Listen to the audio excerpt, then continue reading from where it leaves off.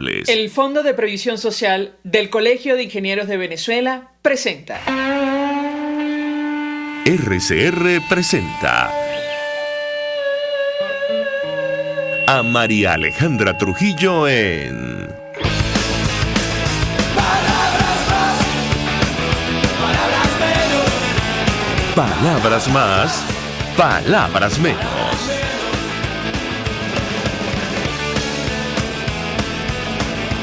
Muy buenos días, amigos de Radio Caracas Radio. Lo mejor este miércoles 17 de noviembre del año 2021. Todo el equipo que trabaja para ustedes a partir de esta hora los saluda. En la producción, Génesis Rodríguez y Mario Villarreal. En los controles, César Arteaga, quien tendrá el inmenso placer de acompañarles, María Alejandra Trujillo. Saben, ustedes se pueden comunicar desde muy temprano a través de la cuenta en Twitter, @RCR750, seguirnos por el Periscope, por internet, rcr750.com. Y el resto de nuestras plataformas digitales a través de TuneIn y YouTube. Escuchaban ustedes un resumen de las informaciones más destacadas en Venezuela y el mundo. Yo simplemente comentaré dos, porque ya tenemos a nuestra primera invitada vía Zoom. Estados Unidos reafirmó su apoyo a Juan Guaidó, y de esto hemos venido hablando en los últimos días. La discusión acerca de la continuación o no del gobierno interino en Venezuela, de momento da la impresión que muchos países de la comunidad internacional, aquellos que están apoyando una transición a la democracia, tema que vamos a debatir ampliamente durante el mañana de hoy, tienen una postura firme en relación a este tema. Nosotros reconocemos, esto es entre comillas, al presidente interino y su gobierno, continuamos trabajando con ellos muy de cerca, no espero ningún cambio en este sentido. Esto lo dijo el subsecretario de Estado para el Hemisferio Occidental, Brian Nichols. El gobierno de Joe Biden no planea, y esto lo tomó el Nacional, cambiar su política de apoyo a Juan Guaidó, reconocido como presidente interino de Venezuela por varios países, entre ellos los Estados Unidos. Una discusión que entiendo está en marcha entre los factores de la alternativa democrática. Sobre el caso de Alex Saab, el supuesto testaferro del régimen venezolano, Estados Unidos condenó a 6 meses de prisión a Bruce Bagley, el profesor que lavó dinero de Alex Saab. De este tema hemos discutido en este espacio con varios especialistas, incluyendo el periodista Javier Ignacio Mallorca. Bruce Bagley, ex profesor de la Universidad de Miami, que se declaró culpable de haber lavado dinero de Alex Saab, fue sentenciado este martes a cumplir 6 meses de prisión. Así lo confirmó la agencia de noticias Reuters. Este caso se trata de vieja data, pues las acusaciones en su contra y su respectiva detención se conocen desde noviembre de 2019, y la condena es tan baja, y seguramente en los próximos días lo vamos a hablar, porque asumió su responsabilidad. Contrasta con la versión de Alex Saab, este empresario colombiano que ha hecho una fortuna con los negocios con el régimen venezolano, quien se declaró, saben ustedes, no culpable, inocente. Y nos acompaña alguien que conoce el tema de las transiciones. Ayer participó en un foro muy interesante, por eso la invitamos el día de hoy. Es un tema que está en discusión para nosotros, pero para la comunidad internacional. Paola Bautista de Alemán. Ella estudió maestría de Ciencias Políticas en la Universidad Simón Bolívar, es periodista en la Universidad Católica, obtuvo el título Doctor Rerum Politicarum cum laude en la Universidad de Rostock en Alemania, y es autora de varios libros, incluyendo Autocracias del siglo XXI, caso Venezuela. Gracias por atendernos la mañana de hoy. Muy buenos días. Buenos días, María Alejandra, ¿cómo estás? Gracias por contactarme. Pues mucho interés de conversar con nuestra invitada acerca del tema que nos ocupa la mañana de hoy. Insistimos, ayer veíamos un foro en el que participaba y tiene que ver con una discusión que hemos sostenido en este espacio. Se trata de la transición a la democracia, la posición de la comunidad internacional sobre las instituciones de nuestro país, y yo le pediría una primera valoración a la luz de lo que usted exponía.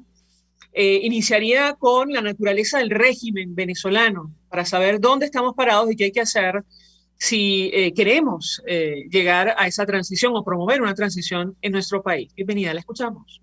Sí, esa pregunta es muy importante, porque de la identificación de la naturaleza del régimen, que en términos más coloquiales lo que quiere decir es qué tipo de dictadura es la que estamos enfrentando, depende o puede estar asociada la acción política, digamos. Digo esto porque no es solamente una inquietud intelectual, ¿no? Como el médico que se acerca, no es una actitud forense, sino que es una actitud de médico, es decir, es con el ánimo de encontrar caminos de recuperación. Y en el caso venezolano tenemos una autocracia que es especialmente compleja. que recoge ambiciones del siglo XX en su carácter totalizante con herramientas del siglo XXI. Es militarista, pero no es militar. Luego ya es longeva y está consolidada porque lleva más de 20 años en crecimiento y establecimiento en el poder, y tiene una dimensión que está relacionada con esto del profesor de la Universidad de Miami que tú estabas comentando, y es que tiene una naturaleza y una dinámica gangsteril, y eso hace que sea profundamente resiliente. Entonces, digamos, el tipo de autocracia que nosotros estamos enfrentando, y por eso el título del libro que publicamos en 2020, que se llama Autocracias del siglo XXI, caso Venezuela, que se puede encontrar en Editorial Dávar, justamente es un diagnóstico preciso, profundo, hecho por distintos especialistas sobre la naturaleza del régimen, con el ánimo de aproximarnos a los distintos tipos de cambio político que no solamente son deseables, sino los que son viables, ¿no? Dada la naturaleza del régimen. Ahora, yo escuchaba su ponencia y usted hablaba, citando a otros autores, acerca de las fases de un cambio político en este tipo de regímenes. Y yo quisiera referirme al tema. ¿Cómo ve usted la posibilidad de alcanzar ese objetivo? Usted mencionaba la liberación, la fase de inauguración y la consolidación, entiendo, del sistema democrático. ¿Qué tan lejos estamos en Venezuela de siquiera iniciar ese proceso? La escuchamos. Sí, la verdad es que sobre la marcha es difícil advertir sobre todo los procesos de liberación, ¿no? ¿Qué significa la liberación? La liberación significa deponer al régimen autocrático que se desea superar. Eso es lo que es la liberación. De hecho, digamos, el viernes negro de la ciencia política fue la caída del muro de Berlín. O sea, nadie podía advertir que el muro de Berlín se iba a desplomar y que se iba a abrir puertas a la democracia. ¿Qué quiero decir yo con esto? Que nadie sabe cuándo llegará la liberación, y el que diga que lo sepa está mintiendo. Eso no, es muy difícil advertirlo sobre la marcha. Lo que sí se puede advertir y relacionado con lo que hablábamos anteriormente de la naturaleza del régimen es qué tipo de cambio político puede ser más susceptible que otro. Es decir, hay sistemas políticos que son más propensos a las reformas internas que puedan llevar hacia la democracia. El caso de un Gorbachev, por ejemplo, en la Unión Soviética, el caso de un Lenín Moreno en Ecuador. Nosotros, en el momento en el que estamos, después de más de 20 años de este tipo de sistema, tenemos que preguntarnos cuál es la capacidad de reforma interna del chavismo. Es decir, nosotros podemos percibir y advertir que en quienes en este momento son cabeza de la dictadura puede existir alguien con esa vocación reformista. Bueno, esas son preguntas que desde el punto de vista político y desde el punto de vista intelectual nos tenemos que hacer para ver si efectivamente existe esa potencialidad y cómo podríamos aprovecharla. ¿Qué opina usted? Porque es interesante lo que menciona y por eso la invitamos. Hemos escuchado distintas entrevistas y análisis acerca de este tema. Por ejemplo, esto pasa por la reforma judicial. Se planteó en la mesa de negociación en México. Sin embargo, con la apertura de una investigación por presuntos delitos de lesa humanidad en la Corte Penal Internacional, parece un asunto imposible. Al menos eso opinan, por ejemplo, figuras como Cecilia Sosa Gómez, que aseguran, y otros, como Santiago Cantón, con quien conversamos en este espacio, que el régimen venezolano jamás va a someter a los líderes de su movimiento a un proceso judicial o siquiera una investigación por presuntos crímenes atroces en nuestro país. ¿Qué opina usted sobre este punto en específico? La escuchamos. Bueno, lo primero que hay que advertir es que el chavismo es muy opaco, ¿no? O sea, en concreto es difícil saber, y no solamente es opaco, sino que por su naturaleza gangsteril, y es muy cómico porque este profesor de Miami que está preso escribió unas cosas muy interesantes a propósito de eso. De hecho, cuando él lo meten preso, él estaba haciendo un compendio de estudios sobre sistemas políticos criminales en todo el mundo. El de Venezuela lo estaba escribiendo un señor que se llama Paul Vasesimovich, que es muy bueno. Y una de las dinámicas políticas internas del chavismo es que son piezas prescindibles.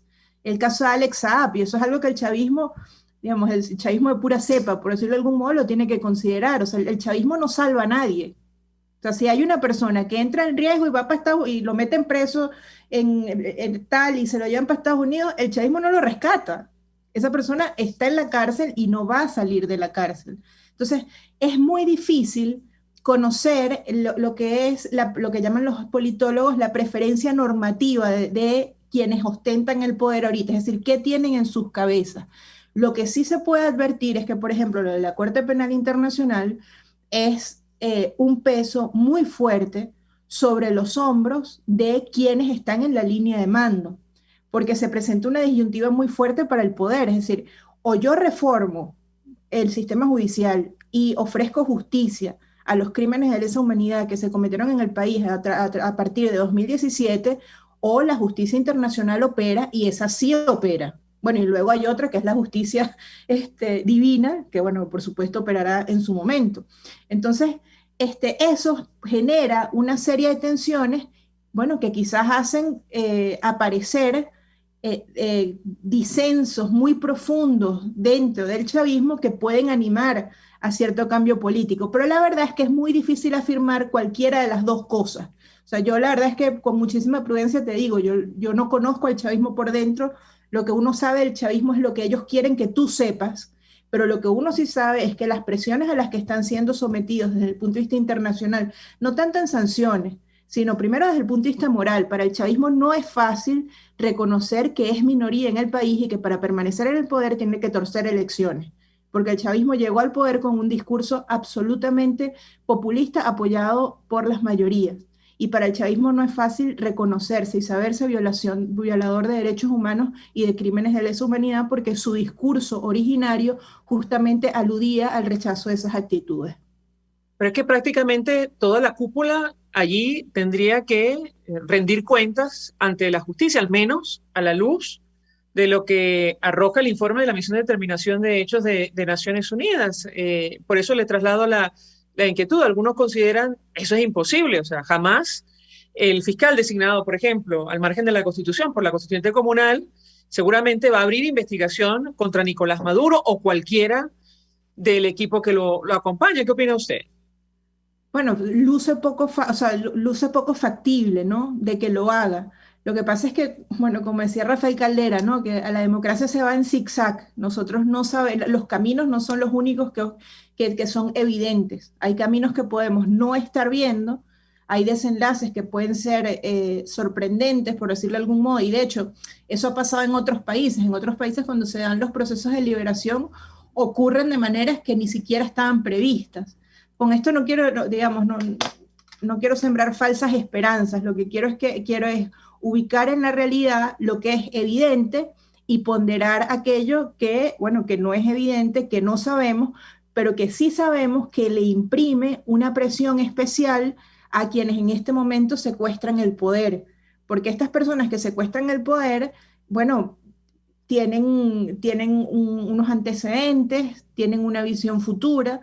Y la verdad es que esto también nos ayuda a nosotros como sociedad y a los dirigentes como dirigentes en el tamaño del desafío que tenemos al frente.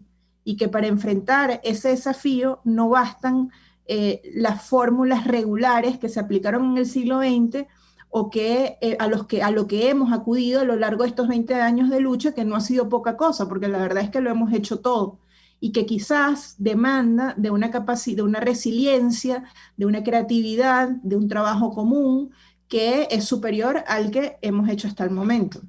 Usted mencionaba ayer durante su intervención en este foro vía internet el caso de 1958, la caída de la dictadura de Marcos Pérez Jiménez. ¿Qué puede decirnos? ¿Qué se puede rescatar de ese proceso? ¿Eso fue una liberación? Creo, usted me corregirá si me equivoco, para, digamos, utilizar herramientas de cara a una transición hoy día en nuestro país. Bueno, la verdad es que lo que se puede rescatar, me parece a mí, del 23 de enero es sobre todo la madurez política del liderazgo entendido como Rafael Caldera, Rómulo Betancourt, Jovito Villalba y la cantidad de personas que estaban empujando y trabajando dentro del país. Eso es súper importante. Eso es algo que yo rescataría. Luego hay otras cosas que por contraste, por momento histórico, por contexto político internacional, pues no es igual. ¿no? Y sobre todo por reacción de la dictadura. O sea, es realmente sorprendente cuando uno estudia las historias de las transiciones en otros países, muy pocas veces encontramos un dictador que prefiere, antes que aferrarse al poder, montarse en un avión con sus reales e irse.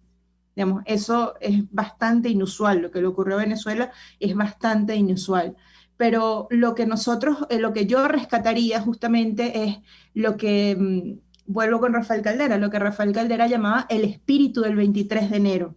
Es decir, esa unión, que no era tanta unidad, sino esa unión que había dentro del país para identificar una oportunidad de liberación como fue la huida de Marcos Pérez Jiménez para avanzar hacia la democracia, porque, digamos, las liberaciones naufragan, ¿no? ¿Qué hubiese pasado, por ejemplo, si Wolfram Larrazábal no hubiese actuado como actuó, por ejemplo, en ese momento? ¿Qué hubiese pasado si no se hubiese esperado la Constitución del 61, sino que se hubiese de una vez derogado la del 52 y hubiésemos avanzado a la democracia sin normas, ¿no? Sin reglas del juego y al aire solamente porque era la Constitución de la dictadura? Entonces, digamos, no es solamente un azar o una suerte el hecho que el dictador se haya ido, sino que ahí operó la habilidad política y bueno, la estatura de los hombres de estados que estaban operando en ese momento. Ayer escuchaba al profesor Ramón Piñango, con él conversamos la semana pasada en este espacio, profesor de IESA, y él reiteraba una tesis que tiene acerca de la crisis política en nuestro país, esto pensando en una posible transición. Él hablaba de una crisis, un vacío de liderazgo, justamente, y pienso en esa reflexión que hace usted, la altura política que existió en el 58 para alcanzar el objetivo final, que era una transición a la democracia en nuestro país. Yo le pedía un comentario al respecto, porque con nosotros él expresaba su temor acerca de lo que podía ocurrir. Esto ha pasado en otros países, en otras latitudes. Cuando hay vacío de liderazgo, esto se llena, pero puede ser la solución mucho peor a la realidad que hoy día tiene Venezuela. ¿Qué puede decirnos? La escuchamos. Sí, esa pregunta es muy interesante. Yo voy un paso previo al comentario del profesor Piñango, que por supuesto, como siempre, es muy atinado. Creo que paso previo al problema de liderazgo es un problema de representatividad. Es decir, aquí voy otro pasito más atrás, ¿no? O sea, que el concepto de representación política. La representación política se puede estimar cuando existe capacidad de articulación. ¿Qué quiere decir esto? Es decir, cuando una persona hace un llamado a una población y esa población lo obedece voluntariamente. En el caso de Venezuela ha habido momentos en estos veintitantos años, ¿no?, que hemos tenido de lucha política, ha habido momentos de gran representación, es decir, cuando un líder dice vamos a hacer esto y se hace, ¿no? Actualmente hay una crisis de representación, es decir, nosotros como venezolanos no percibimos que existe alguien que es nuestra voz, pero existe algo que es más dramático.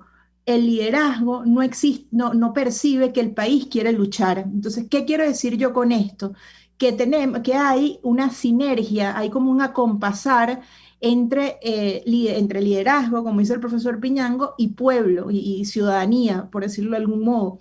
¿Por qué? Porque es mentira, y esto en el discurso de Luis Castro Leiva, que cada día está más vigente, del 23 de enero de 1999, no existe tal cosa como liderazgo o gobernante malo y pueblo bueno, o pueblo bueno y gobernante malo. O sea, eso es lo dramático, es esto que tú comentabas haciendo la pregunta, y es que pueden emerger unos nuevos liderazgos, como por ejemplo los gobiernos locales del área metropolitana de Caracas, que ganen representación formal en las elecciones, porque efectivamente ese modo de hacer política, que es un modo muy distante al que establece nuestra Constitución y a lo que quiere el corazón de Venezuela, que es un gobierno honesto y que no simule ser oposición, sino que lo sea, efectivamente represente a un sector del país. ¿Y eso qué puede significar? Bueno, que la naturaleza del régimen gangsteril, que es un régimen que va opacando el alma de la persona, pues efectivamente está mellando, y ya quienes vivimos en el país, ya quizás no queremos tanto luchar, sino que lo que queremos es sobrevivir.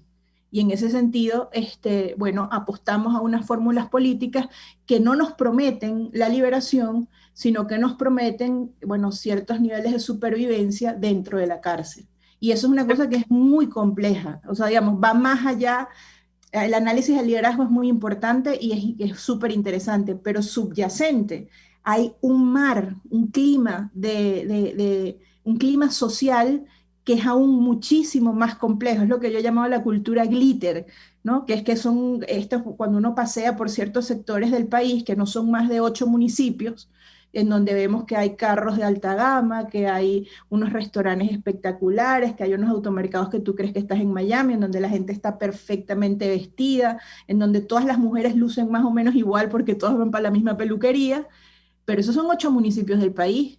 Cuando tú recorres los 300 y pico que están después, lo que ves es una pobreza extendida, persecución, una brecha de desigualdad que la encuesta en COVID lo ha dicho, que es 95.1, pobreza total en todo el país. Entonces, claro, ves digamos, los resultados electorales representan esa crisis de representación. De hecho, cuando vengan los resultados electorales hay que leerlos bien, porque nos vamos a dar cuenta que en esos 8 municipios, zona urbana, probablemente la tarjeta más votada sea una tarjeta que simule ser oposición para garantizar supervivencia, pero que trabaja solo a nivel local y que no está comprometido con la lucha nacional. Tenemos que hacer una pausa para ir a publicidad. Al regreso quisiera someter a su consideración, a la luz de lo que usted exponía, insisto, sobre las transiciones de un sistema autocrático como el venezolano a una democracia, las distintas visiones que se han expresado en los últimos días. Hay un artículo de opinión de Moisés Naín, ampliamente comentado en redes sociales. Él lo titulaba: "Los dictadores les gustan las elecciones". Y él hablaba justamente acerca de la necesidad de ganar legitimidad con elecciones amañadas. Él mencionaba algunos casos y pienso no solo en Venezuela, pienso en Nicaragua. Él mencionaba el caso de Saddam Hussein, casos más extremos, Muammar Gaddafi y otros. Yo le ruego que permanezca unos minutos más. Al regreso quisiera su comentario sobre este punto en específico y lo que viene a continuación. Lo hemos hablado en este espacio, es decir, varias fuerzas políticas han dicho hay que llegar a un acuerdo porque Maduro va a seguir allí después del 22 de noviembre. Vamos a la pausa. Al regreso venimos con más. Usted escucha Palabras Más, Palabras Menos en RCR 750 AM. Puedes seguirnos en nuestras redes sociales. En Twitter, @RCR750, la radio que se ve. Mensaje del ingeniero José Peraza, tesorero del FONPRES CIB. Estimado colega ingeniero arquitecto y profesional afín, el Colegio de Ingenieros de Venezuela y el Fondo de Previsión Social, preocupado por la salud de tu familia, ha diseñado un sistema de salud integral que coloca a tu disposición y que contiene asistencia primaria de salud, ambulancia, hospitalización, cirugía, oftalmología, dermatología, fisioterapia, psicología, odontología, farmacia y funerario. Para mayor información, visítanos a nuestros portales cib.net.be, fonprescib.net.be, Colegio de Ingenieros de Venezuela, construyendo futuro. Mis amigos, una empresa comprometida y responsable con su personal es una empresa segura, y Produzca es la compañía pionera en Venezuela que ofrece la mayor cantidad de equipos de comprobada calidad para garantizar la seguridad integral de toda la nómina industrial de cualquier empresa. El catálogo de Produzca es inmenso, todo tipo de guantes, cascos, accesorios y productos varios de protección para tu personal. Conoce más de Produzca en www.produzca.com. Produzca, seguridad en tu empresa de los pies a la cabeza. Todos las piensan, todos las escuchan y María Alejandra Trujillo te las dice. Palabras más, palabras menos. Continuamos, amigos, palabras más, palabras menos, hablando acerca de la transición política en nuestro país. Nos acompaña para ello Paola Bautista de Alemán, autora de Autocracias del siglo XXI. Y yo le dejaba una inquietud acerca de este artículo, y es una opinión que es compartida por muchos sectores, por muchos ciudadanos, al menos así lo veía en redes sociales, que expresaba Moisés Naín, este artículo publicado el 15 de noviembre, hace un par de días. Él lo titulaba "Los dictadores les gustan las elecciones", y justamente como un elemento para ganar cierta legitimidad. Yo le pedí un comentario acerca de este tema y lo que podemos esperar después de este evento del proceso del próximo domingo. La escuchamos. Sí, bueno, la verdad es que no he leído el artículo del profesor Naim, pero bueno, ciertamente hay un concepto extendido en la ciencia política que son las autocracias de tinte electoral, ¿no? Y se necesitan las elecciones para seguir participando de el concierto internacional de las naciones y en tal sentido obtener este cierto apoyo que permita sobrellevar las crisis internas, ¿no? Fundamentalmente es eso. En el caso del chavismo también creo que por la cultura electoral del chavismo es importante la realización de elecciones y que en cierto sentido haya al menos una apariencia mayoritaria, ¿no?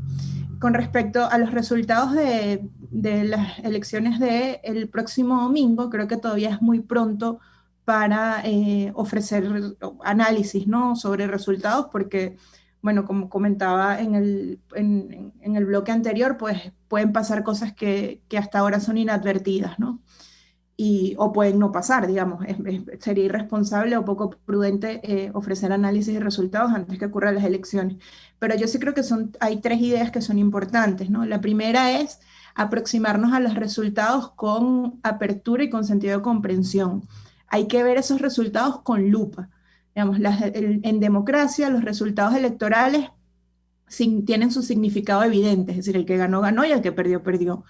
En dictadura, cuando se hacen elecciones, y aquí quizás puedo atar con el artículo del profesor Naín, los resultados muchas veces no son lo que es evidente. Entonces hay que ver esos resultados a la luz del contexto que nosotros estamos viviendo y responder algunas preguntas que son muy importantes, es decir, cómo se comportó el chavismo, cómo se comportó la oposición, cómo operó el control social en los centros electorales, cuál fue la presencia de los puntos rojos, cómo se comportó la comunidad internacional, cómo se comportó el CNE, que ha venido cada vez más cristalizando su talante dependiente y autocrático en los últimos días. Digamos, el CNE había tenido un comportamiento de simulación democrática muy firme y muy constante en los últimos meses, pero en las últimas semanas ha mostrado su verdadero talante y su dependencia a la Contraloría General de la República y al Poder Ejecutivo. Digamos, esas son preguntas que tenemos que responder una vez que tengamos los resultados y también advertir que si hay algún tipo de buena noticia para la oposición, podamos apalancarnos en ella para tener aprendizaje prodemocrático y ver si a partir de ahí podemos seguir construyendo. Esa es la primera idea. La segunda idea que tenemos que tener en cuenta es ver cómo podemos aprovechar los espacios que se conquisten para la lucha nacional. Y ese es un gran desafío porque la experiencia de 2017 no fue del todo buena. En 2017 se ganaron gobernaciones, pero se perdieron liderazgos. En este momento vamos a tener espacios legislativos regionales, concejalías, diputaciones regionales, algunas alcaldías, se van a tener espacios. Entonces la pregunta que nos tenemos que hacer es cómo podemos utilizar esos espacios para apalancar la lucha nacional. Y eso es una pregunta que es compleja, que es difícil, que exige compromiso y que exige, voy al tercer punto, una cooperación interpartidista muy importante. La pregunta es, después del 21, es ¿quién es la oposición en nuestro país? Yo le traslado la siguiente inquietud que plantea Moisés Naín. Él dice, las elecciones fraudulentas no solo obligan a todo el pueblo a continuar viviendo con los líderes y las políticas que profundizan la miseria, la inequidad y la injusticia, también sirven para revelar lo desprovista que está la comunidad internacional de estrategias que aumenten los costos y riesgos que enfrentan quienes atentan contra la democracia en un determinado país. Y yo le pediría un comentario acerca de este tema. Bueno, yo a esas dos consideraciones, bueno, que por supuesto tienen sustento teórico y práctico, agregaría un tercero, y es que las elecciones en determinadas circunstancias, y hay casos que así lo evidencian, en determinadas circunstancias pueden ser una oportunidad de lucha democrática, es decir, no se cuestiona el medio, las elecciones son un medio legítimo de lucha. Lo que pudiera ser cuestionable y de revisión es el modo como se enfrenta cómo se lucha por condiciones electorales, cómo se denuncian las irregularidades que surgen sobre la marcha, todo eso con el ánimo de aprender y seguir adelante, porque hay una cosa, y que el profesor Naim estoy segura que lo conoce con muchísima más profundidad que yo a razón de experiencia, y es que en Venezuela existe una cultura electoral que es remanente democrático de lo que fue nuestra república civil. Cuando uno recorre el país, habla con los dirigentes, incluso con la sociedad civil, cuando el venezolano sabe hacer política asociado a procesos electorales. Le cuesta mucho encontrar cauce a su vocación de lucha en otros terrenos. ¿Y por qué le cuesta mucho? Bueno, porque también hemos llevado muchos golpes, no en vano. Los crímenes de lesa humanidad ocurrieron a partir de 2017, que fue cuando hubo unos procesos de... Allí, perdón, la interrumpo. Es decir, esta investigación parte de 2017, pero no priva, como lo ha dicho el fiscal, claro, que se investigue hacia atrás. Claro, empezó en 2014, fue cuando, antes, ¿no? Pero digamos, lo que quiero decir con esto es que ha habido en los venezolanos, en nosotros los venezolanos que hemos salido para la calle, que hemos vivido la represión, que hemos participado en procesos electorales, digamos, que hemos vivido todo este itinerario en donde hemos hecho todo lo que hemos podido. En nuestras almas hay un aprendizaje y por supuesto que hay miedo porque conocemos el mal. Y buscamos los géneros de lucha que nos expongan de la menor manera posible. Y el terreno del electoral para la ciudadanía es muy atractivo en ese sentido. Entonces, ¿qué quiero decir yo con esto para complementar lo que me referías del artículo del profesor Naim, que lo voy a buscar? Y es que no es cuestionable moralmente que las elecciones sean un camino de liberación democrática. Eso no es cuestionable, no entra en el plano de lo moral. Entra en el plano de lo estratégico, es decir, cómo enfrentamos un episodio así para que efectivamente se vuelva un mecanismo que impulse la liberación. Finalmente, yo le preguntaría, porque usted decía en el corte anterior, se trata de un régimen, y me corregirá si me equivoco, gangsteril, de origen gangsteril.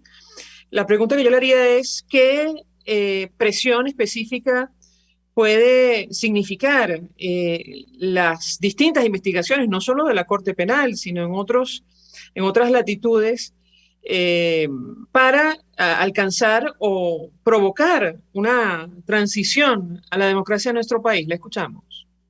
Bueno, la verdad es que es difícil advertirlo, María Alejandra. No tengo respuesta. O sea, es difícil advertir si esas presiones en sí mismas pueden generar o pueden ser un incentivo para que haya un cambio político. De hecho, cuando se dan las liberaciones, muchas veces no se sabe cuál fue la variable que lo logró alcanzar. Hay una frase muy interesante de Caballero, cuando le preguntan sobre el 23 de enero, que quién dio el golpe el 23 de enero, y él dice, mira, la verdad es que no lo sabemos porque en ese momento todos estábamos conspirando.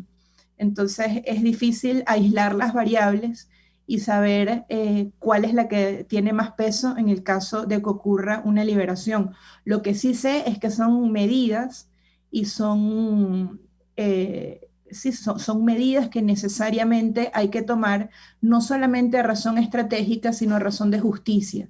¿Qué quiere decir esto? Que por cada dólar o por cada producto de economía negra, por cada dólar que proviene del narcotráfico, se traduce acá en Venezuela en pobreza, en miseria y en muerte. Entonces, esas son medidas que hay que avanzar, no solamente desde el punto de vista estratégico como una variable más para el cambio político, sino es un deber moral, porque efectivamente eso se traduce en dolor y muerte en nuestro país.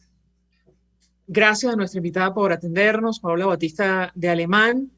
Expresando opinión y análisis acerca del tema que debatimos, que tiene que ver con una posible transición a la democracia en nuestro país. Vamos a la pausa, al regreso venimos con más. Gracias. Estás escuchando Palabras Más, Palabras Menos, por RCR 750 AM.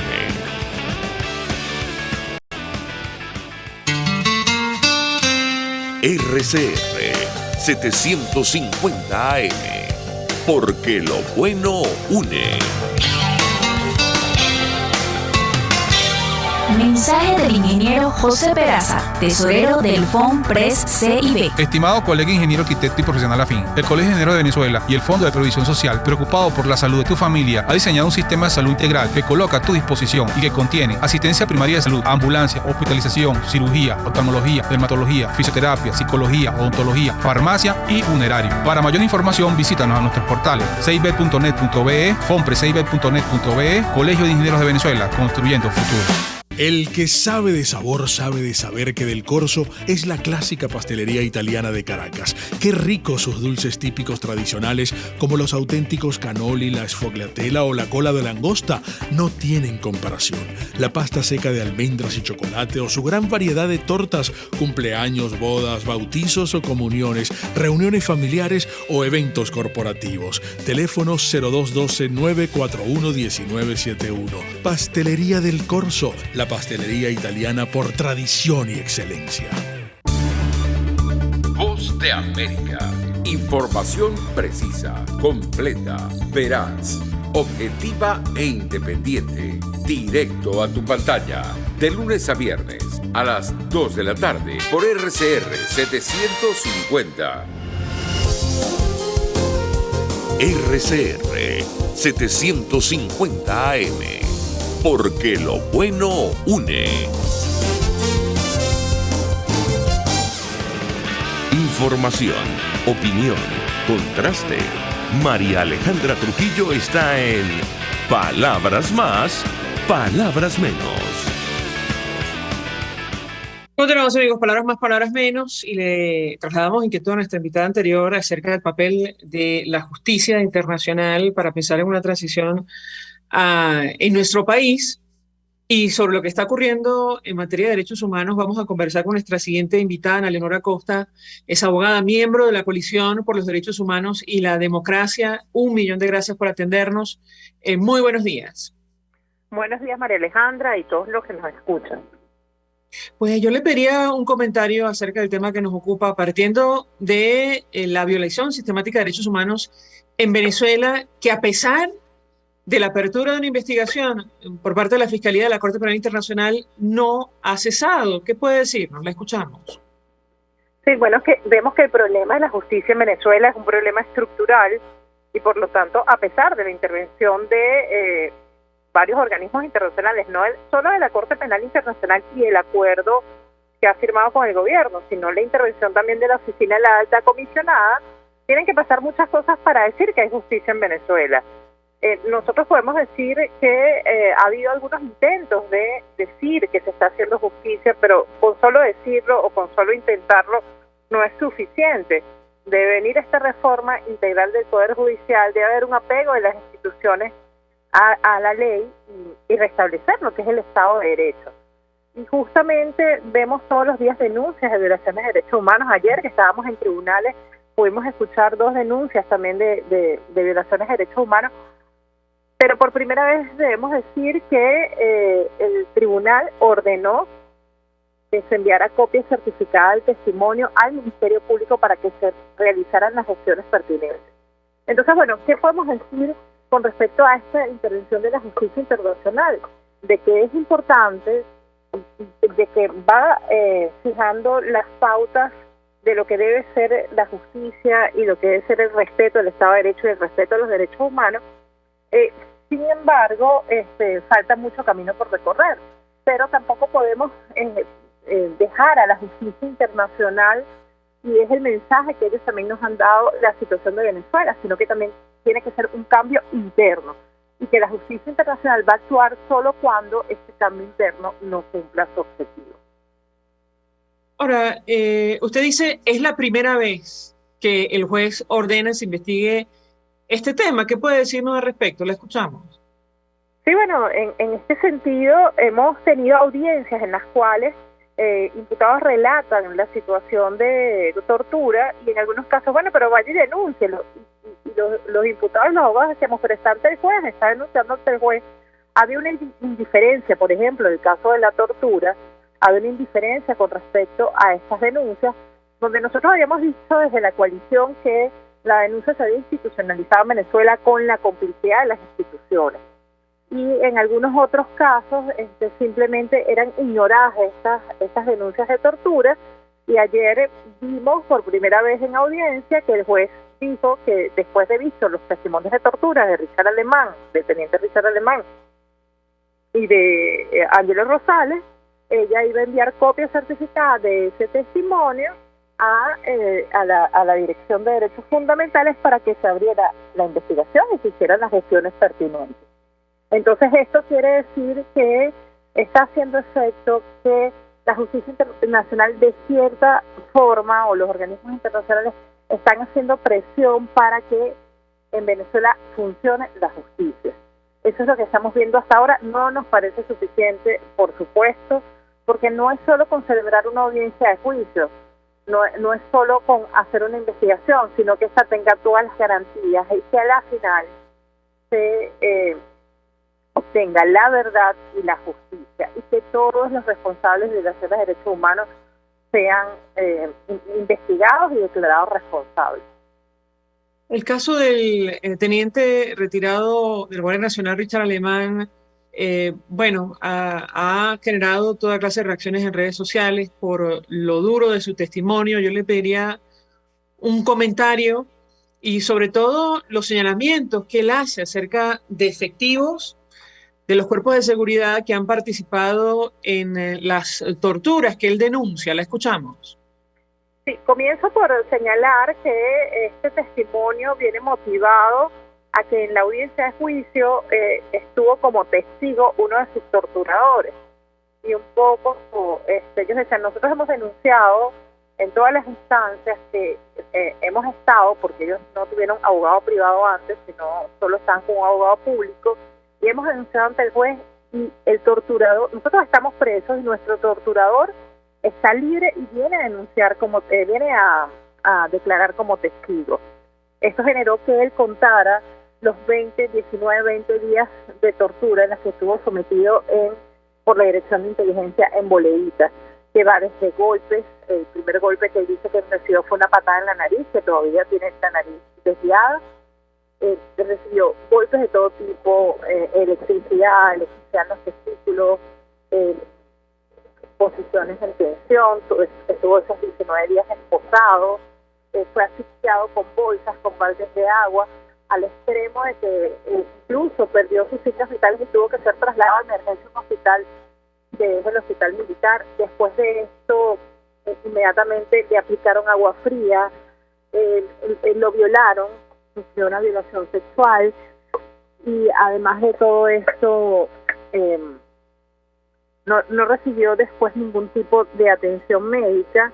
Y bueno, lo que vemos es el horror, y él describió en esa audiencia que nosotros transcribimos, o que se transcribió en la cuenta de la coalición, cómo fue sufriendo cada día estas torturas y quiénes fueron sus torturadores. Y además nos llamaba la atención de que, bueno, él recordaba todos los nombres de sus torturadores. Estamos hablando no solo de sargentos o algún teniente, como hemos visto que se ha enjuiciado, por ejemplo, en el caso de Acosta Arévalo, sino que hablaba de capitanes, de mayores, incluso de generales que participaban en la tortura. Y esto es algo que debe cesar en Venezuela. Desde la coalición pedimos no más impunidad, que esto no vuelva a ocurrir, que no tengamos que seguir oyendo este tipo de testimonios, no solo por las heridas que dejan la persona, sino por las heridas que dejan la sociedad. Y por eso nosotros celebramos que el día de ayer la juez haya tomado esta decisión de enviar copias certificadas de este testimonio, porque es la primera vez después de 1 año y 7 meses que un organismo oficial, en este caso un tribunal, toma la denuncia de una persona que ha sido salvajemente torturada. Y que ahora, como dice usted, dice usted, entiendo en la audiencia, los asistentes, incluyendo el teniente Richard Alemán, señalaron que uno de los funcionarios que estaba allí los torturó mientras estuvieron presos en la DGCIN de Boleíta, y gritaron al verlo, ingresar al juzgado. Luego de esa circunstancia, ¿hubo consecuencias o no? Eso se quedó allí y esto pasa a manos de la Fiscalía para que se investigue. ¿Qué puede compartir con nosotros? Sí, luego de esa denuncia pasa a Fiscalía para que se investigue, porque si no es el objeto del proceso en el que estamos, pero es una situación que surge con respecto a la detención, pero que debe ser investigada para determinar los hechos y después determinar quiénes son los responsables. Me imagino que ahí se tomarán los testimonios, que serán las inspecciones técnicas, que serán los exámenes médicos forenses para determinar cuáles son los daños que sufrió esta persona, quiénes son las personas responsables, cómo está actuando, cómo actúa ese centro de detención, ese centro de tortura que se ha estado denunciando, y bueno, se realicen las investigaciones para determinar a este responsable, que tendrá que ir a juicio en su debido momento.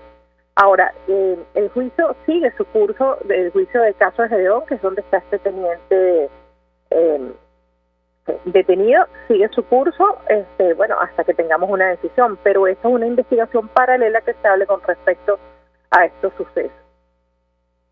Ahora, con relación a este caso de la operación Gedeón, ha habido altos funcionarios señalando a quienes hoy día son juzgados en tribunales. Yo le pediría un comentario al respecto, porque eso también se ha denunciado en el informe o en los informes de la Misión de Determinación de Hechos de Naciones Unidas.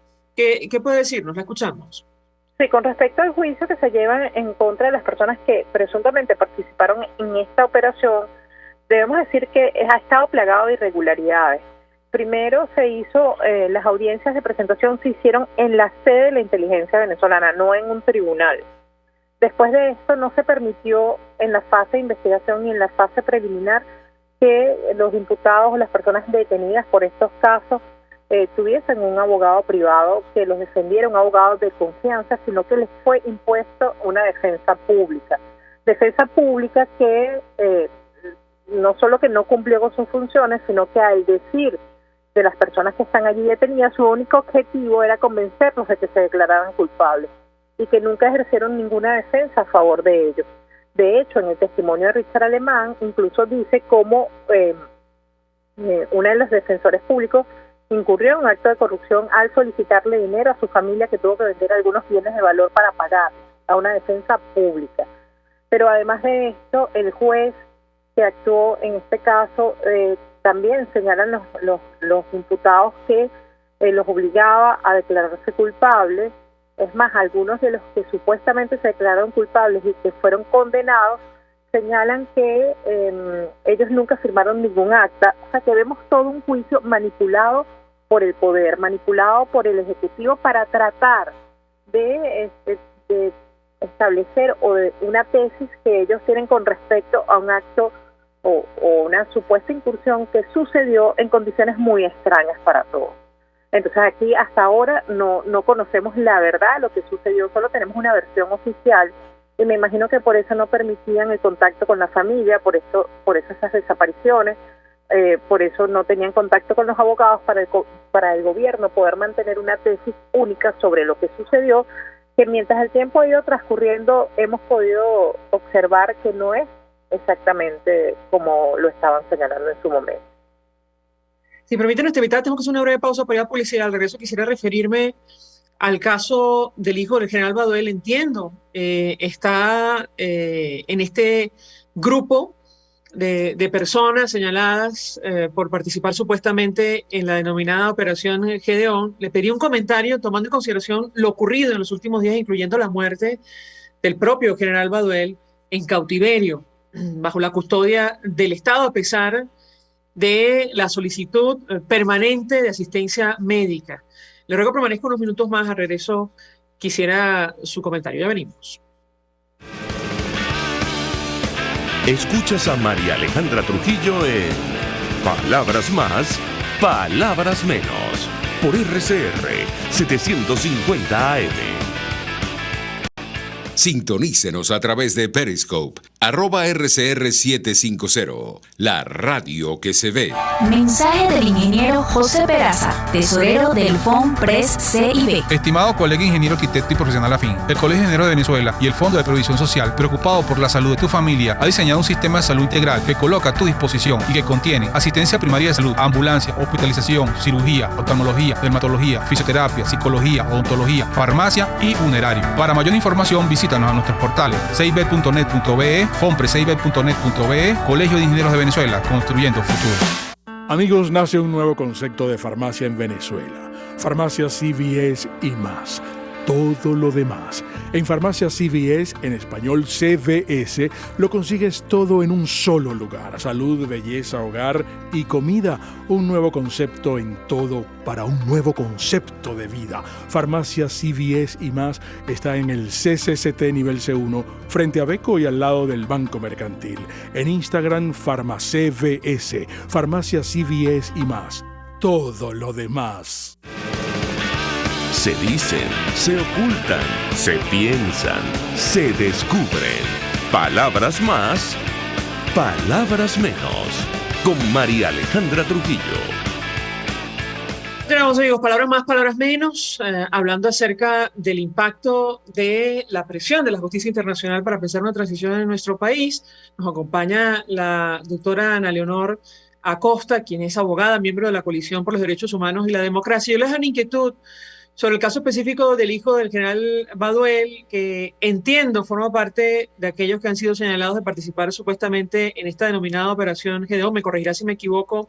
¿Qué puede decirnos? ¿Me escuchamos? Sí, es así. Se encuentra entre las personas que están sometidas a juicios en este momento y que tuvimos audiencia el día de anoche. Pero acá lo que debemos comentar es ver cómo el Estado venezolano ha ido incumpliendo sus obligaciones y que este incumplimiento de obligaciones ha causado daños graves, como es el caso de la muerte del general Baduel.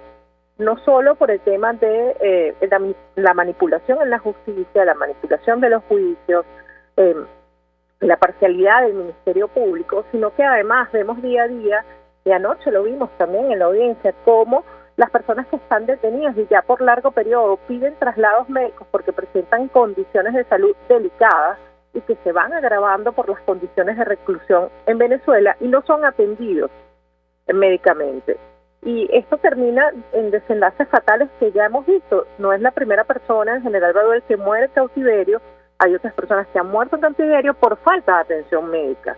Entonces lo que vemos acá es que se utiliza, en el caso de Gedeón, se detienen a unas personas para tratar de hacer válida una tesis de amenaza, una tesis de persecución, pero que en realidad cuando vamos al juicio no hay elementos de pruebas que puedan hacer pensar que ni siquiera pensar y mucho menos probar que estas personas han incurrido en los delitos que supuestamente cometieron y por los cuales están siendo juzgados. Pero además hay algo muy importante.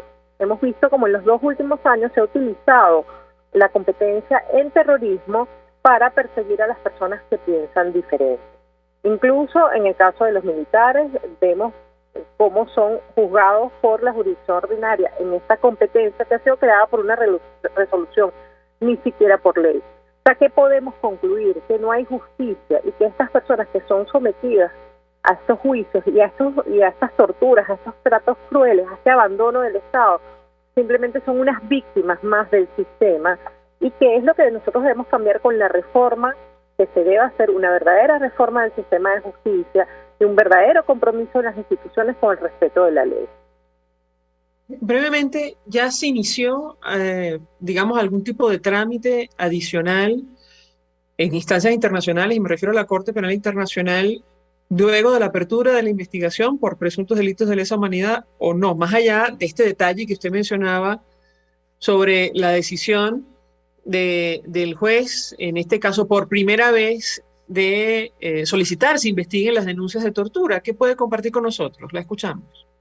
Sí, hay que tener en cuenta que el proceso ante la Corte Penal Internacional no solo es una denuncia, que en este caso, al ser corroborada por el fiscal, dice que hay elementos para continuar a una investigación, sino que esta investigación es una investigación criminal, además de delitos de lesa humanidad, de crímenes horrendos, que deben ser demostrados. Es decir, que esto no es inmediato. Y en este sentido, de acuerdo al acuerdo de entendimiento que firmó la Corte Penal Internacional con Venezuela, el Ministerio Público venezolano tiene una actuación importante con respecto a recabar todas estas pruebas de estos crímenes, pero el fiscal fue muy claro: si la justicia interna funciona, yo me aparto de la investigación. Entonces estamos en esa parte de que se está probando, por decirlo de alguna manera, si va a funcionar la justicia interna y si el Ministerio Público va a hacer su trabajo, y si no, la Corte Penal Internacional podría continuar en algunos casos, pero mientras tanto estará recabando información e intercambiando con el gobierno.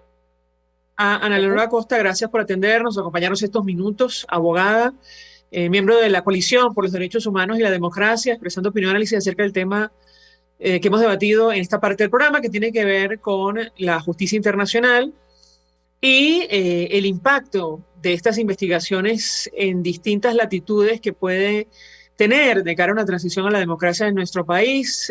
Nosotros nos despedimos antes. Bueno, estamos de plácemes. Ayer, finalmente, físicamente, se entregó mención especial del jurado de los premios Ondas en España, a Radio Caracas Radio, en su 90 aniversario, en especial el programa Por Todos los Medios de Venezuela. Estamos de plácemes, a pesar de las dificultades en nuestro país y los temas que hemos debatido la mañana de hoy. Nosotros nos despedimos y lo hacemos a nombre de Géminis Tares de la Dirección General de la Estación, en la gerencia de producción Willy Charcaya, en la producción Génesis Rodríguez y Mario Villarreal, en los controles César Arteaga, quien tuvo el placer de acompañarles, María Alejandra Trujillo. El Fondo de Previsión Social del Colegio de Ingenieros de Venezuela presentó.